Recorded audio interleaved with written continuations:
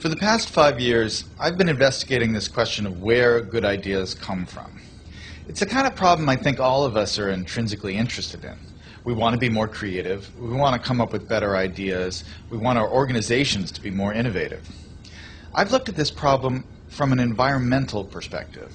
What are the spaces that have historically led to unusual rates of creativity and innovation? And what I've found in all of these systems, there are these recurring patterns that you see again and again that are crucial to creating environments that are unusually innovative. One pattern I call the slow hunch, that breakthrough ideas almost never come in a moment of great insight, in a sudden stroke of inspiration. Most important ideas take a long time to evolve, and they spend a long time dormant in the background. It isn't until the idea has had 2 or 3 years, sometimes 10 or 20 years to mature, that it suddenly becomes accessible to you and useful to you in a certain way. And this is partially because good ideas normally come from the collision between smaller hunches, so that they form something bigger than themselves. So you see a lot in the history of innovation, cases of someone who has half of an idea. There's a great story about the invention of the World Wide Web in Tim Berners-Lee. This is a project that Berners-Lee worked on for 10 years. But when he started, he didn't have a full vision for this new medium he was going to invent. He started working on one project as a side project to help him organize his own data. He scrapped that after a couple years, and he started working on another thing. And only after about 10 years did the full vision of the World Wide Web come into being. That is, more often than not, how ideas happen.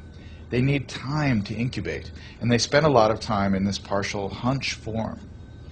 The other thing that's important when you think about ideas this way is that when ideas take form in this hunch state, they need to collide with other hunches.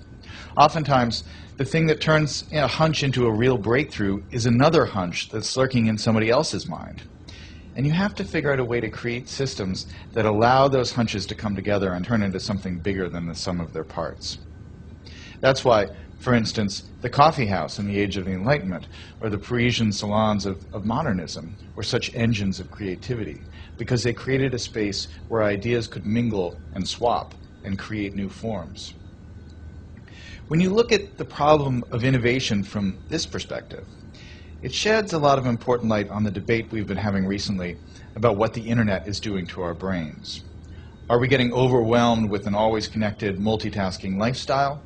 And is that going to lead to less sophisticated thoughts as we move away from the slower, deeper, contemplative state of reading, for instance? Obviously, I'm a big fan of reading.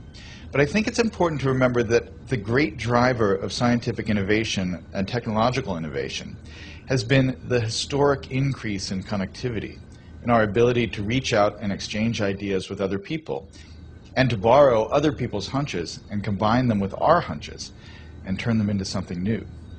That really has, I think, been, more than anything else, the primary engine of creativity and innovation over the last 600 or 700 years. And so yes, it's true we're more distracted. But what has happened that is really miraculous and marvelous over the last 15 years is that we have so many new ways to connect and so many new ways to reach out and find other people who have that missing piece that will complete the idea we're working on, or to stumble serendipitously across some amazing new piece of information that we can use to build and improve our own ideas. That's the real lesson of where good ideas come from, that chance favors the connected mind.